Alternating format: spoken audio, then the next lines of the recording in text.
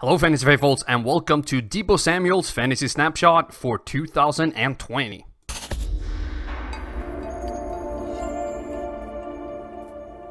Garoppolo has time, stands in, going deep, going for it all, and it's caught for the touchdown!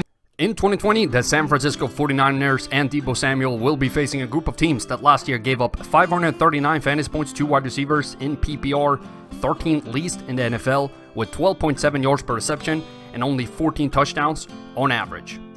Breaking down his receiving, we see that Deebo Samuel, despite being more known for his carries, have some of the best targeting trends in the league, and I will credit Kyle Shanahan with this. 30% to the short left is fantastic. And then we look at the catch rate, and it is some of the best in the league as well. 79% to the short left and 83% to the short middle is fantastic.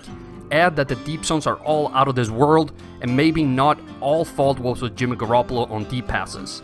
But then again, the yards per catch deep are not very impressive at all, and leads me to believe that the balls could have been thrown in a better position to open up the yards after catch a bit better.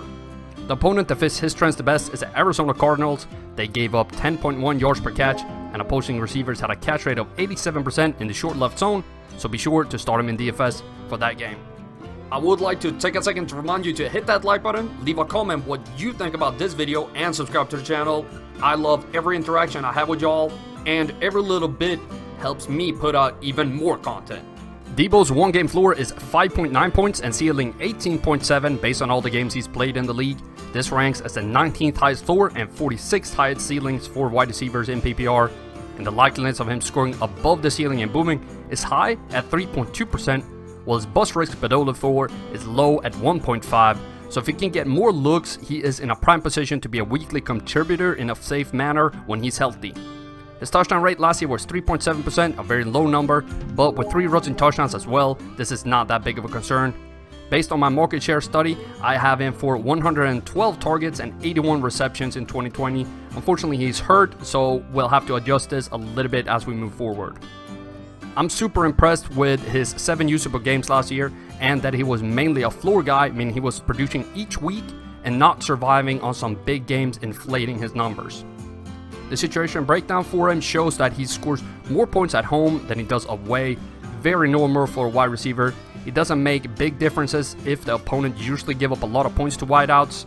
The big thing though is that he really steps up against the best teams in the league, which is great considering the division he's playing in with the Seahawks, Rams, and Cardinals. He's got a tough schedule. Deebo Samuel saw 17 red zone targets last year, and with those targets he only scored 1 touchdown, which is terrible. But with 24% of his team's red zone targets and a lack of competition, I think he can get the same amount again next year and hopefully improve the completion rate a little bit more. The average risk of Deebo Samuel not scoring above 10 fantasy points last year was 83%, which is the highest of any wide receiver I'm looking at in the Snapshot series this year, and he is somewhat of a risky pick, especially with the injury concerns. So based on his current ADP of 81st overall and the numbers I laid out in this video, he was supposed to get an A before the injury, but now with that in mind, he'll have to go lower to just a C. I love his targeting trends, and he's not too expensive. I would like to see the ADP go down even more. Add just a few more targets, and you got plenty more upside than last year. Play fake, then a little toss to Samuel. Juszczyk is out in front. Samuel down the sideline, spinning his way inbounds into the end zone. Hello Fantasy Faithful, I hope you enjoyed that video. Don't forget to check out more of them right here and here. In case you haven't done so already, be sure to subscribe to the channel and turn on notifications so you don't miss a beat.